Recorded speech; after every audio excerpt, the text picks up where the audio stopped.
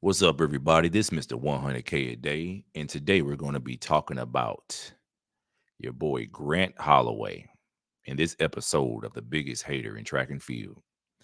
Now, Grant Holloway ran an amazing race yesterday. He ran a very, very amazing race. He ran 12:9, I think 3 or something like that. And he didn't have to run 12:9 3. I felt like it was risky. You don't have to run that fast in the opening round when the guy behind you runs maybe 13:3. Um, I think it was unnecessary, but he's a great athlete, so I'm not going to beat a dead horse about that. He qualified with no calamity, and it happened. The thing that bothered me about him is something that he did after he won, and this is what he did. He walks over and he decides to pick up a child. Of all children, this is the child that he picks up. And I don't know what his motive was. I don't know what message he was trying to send to the public, who he stands for, what he stands for, and what he's about. But I felt like it was telling. It said a lot. So I decided to just analyze who he is and just take a quick look at his Instagram page to see what type of brother he is. And the first thing that stood out to me, guys, was something that he posted in 2020. Okay. And this is what he posted. Now, this was he posted this on June the 2nd, 2020. And he said this. He said, as an African American man in the United States, I am saddened and afraid. I'm saddened over the division in our country, and the fact that all Black lives don't matter is something I've seen many times in my life, and I'm only 22. I'm afraid because George Floyd could have been me, my brother, or my friends. In America, we have to learn to respect each other and show compassion. We all want justice for George Floyd, and we all want to see a change in America. We have got to be in this together. That's what he posted. So sounds like a great message, right? Sounds like a pretty good message. And he also posted the "I can't breathe" thing. That was a saying that was associated with George Floyd because that's what he was saying as he was losing his life on that fateful day in Minnesota. But as I take a look at the very next picture after he supports Black Lives Matter and the cause, he posts a picture with his queen, you know, and I'm just going to let the pictures speak for themselves. I just let the pictures speak for themselves. He posts a picture of with him and his queen, and this is what he represents when he's not taking pictures with either his coach or somebody who you know uh, is with him for business purposes, or he's not making posts.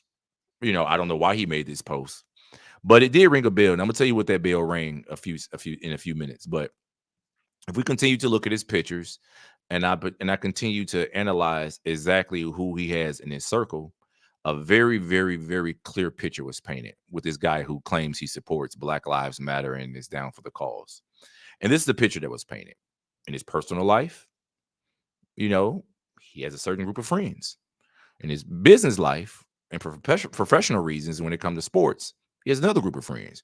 But the people you surround yourself usually and oftentimes tell a very big picture about who you are and what you aspire to be, right?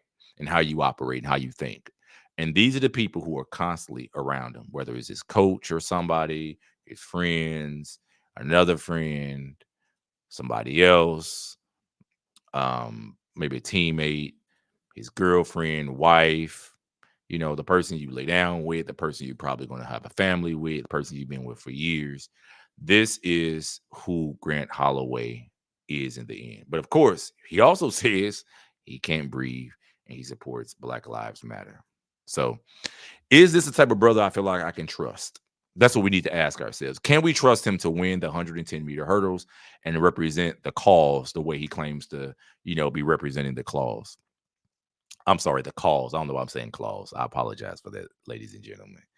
And my answer is a resounding no. At the last Olympics, he had everything going for himself. He was a world champion already. He had ran some very fast times. He had done a lot of great things indoors and outdoors.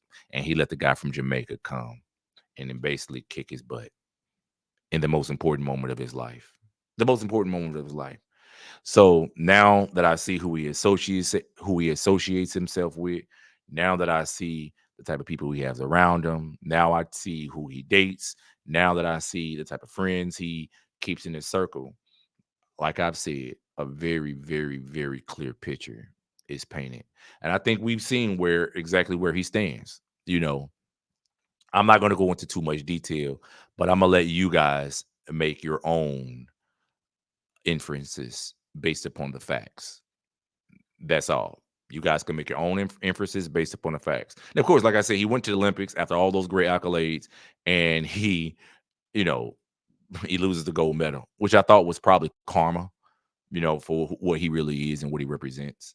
And I was happy that a Jamaican brother was able to come through and take over. And the type of people he associates himself with. This is Noah Lyles. He associates himself with Noah. And I've seen him on another picture. I think he trains with Arian Knighton too. They're part of the same group. This is a thing he did with Arian Knighton, I believe, for Adidas. But as we all know, Arian Knighton just got popped using steroids, and they let him off. So Arian Knighton himself may soon be out of the sport for several years if the AIU or the World Doping um, Organization Association end up appealing USADA's decision to exonerate him. So these are the type of people he hangs himself around. So for personal reasons, your family or whatever guys you're friends with, this is who he hangs around. But for professional reasons, this is an Adidas shoot, a partnership. It says right here, paid partnership with Adidas Running. This is who he associates himself with. So like I've said, he really makes me nervous, and for those reasons, and this is him in his personal life. This person he decides is a happy anniversary. So he really makes me nervous. Some of his inconsistency and the type of people he associates himself with, the things he says publicly, but what he does privately. I see a very, very, very, very, very clear picture. And I wonder, do you guys see the same picture that I see? Now, if you do, let me know. If you don't, let me know. Tell me if I'm just overreacting. Tell me if I'm reading too much into this BLM thing that all these people happen to post in 2000. Coincidentally, the thing I told you earlier, the thing that really rung a bell was he coincidentally has his picture with Anna Hall.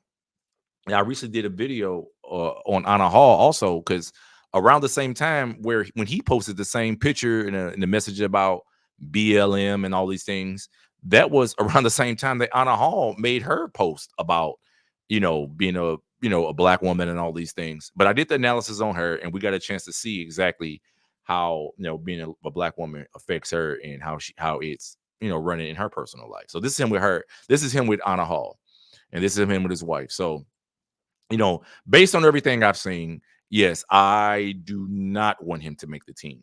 I do not. I want something similar.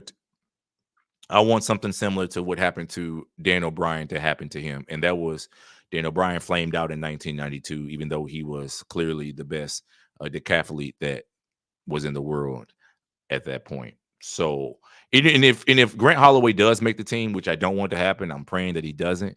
I want the exact same thing to happen to him in 2021 to happen again. And I'm doing this, and my position is solely predicated upon the fact that he is told one story. He's told one story publicly, and privately he does something else. So I'm gonna go to Anna Hall's thing, and I'm gonna wrap this up, guys. This is Anna Hall's page. So if you guys remember correctly, when I did Anna Hall's video, I said something extremely similar about her, about a post that she made around the time all that BLM stuff was going on, and the people were putting these, you know, black cause things out there based on what was going on in the country at the time with the police stuff. So this is 2023. I'm gonna go back to 2020 because remember his was posted in June, July 2020. So, and I believe that's around the same time that Anna Hall did hers. So I don't know if this was just a um coincidence that they both posted these things at the same time, but then when you look at their page and see who they're associated with, it tells a different story. If they talk to one another, or if this was a consistent pattern, a part of a consistent pattern of people who claim and say that they're down for the cause, but when you look at their wives, when you look at their husbands, when you look at their fathers, when you look at now, this is Anna Hall's father. She said happy birthday to him. This is on June 19th. June 15th, 2019. So when Anna Hall said, I'm a sister, we don't put each other down, blah, blah, blah. I believe it was around the same time that Grant Holloway made his comment. So coincidentally, so Anna Hall said the same, a very similar black uplifting statement on June the 6th, if you see 2020. So she talked, if you guys remember the post, that she said, I'm a black woman. I build, I don't tear other black people down, other black people. I have felt the pain of being torn down, decided I will be deliberate about building others. If I didn't tag you, please don't be offended. All too often, black people find it easier to criticize each other instead of building each other up.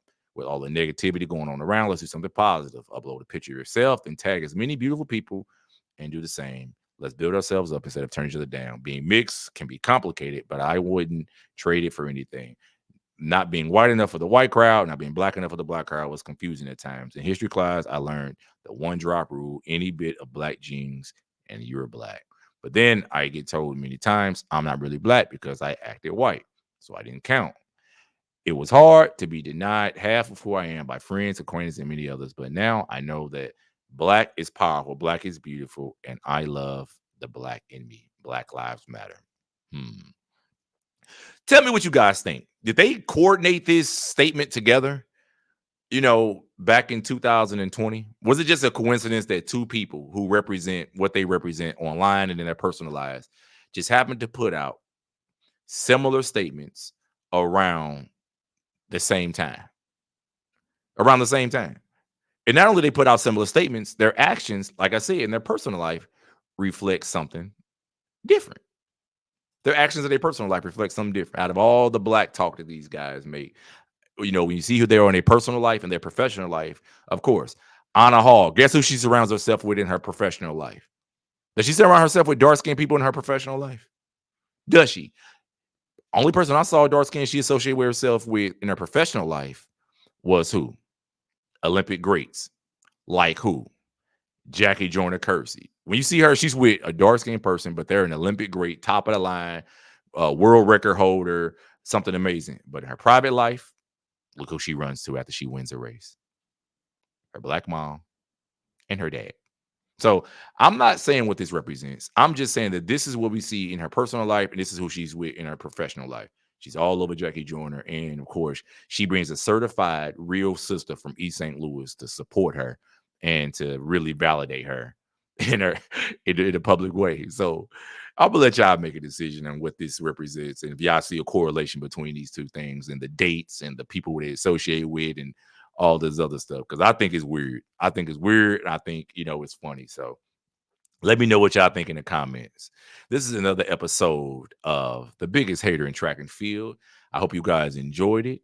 And I hope you guys have a chance to analyze Grant Holloway and decide to pull all support from him and throw your support behind the brother from Jamaica who kicked his butt last Olympics. Peace.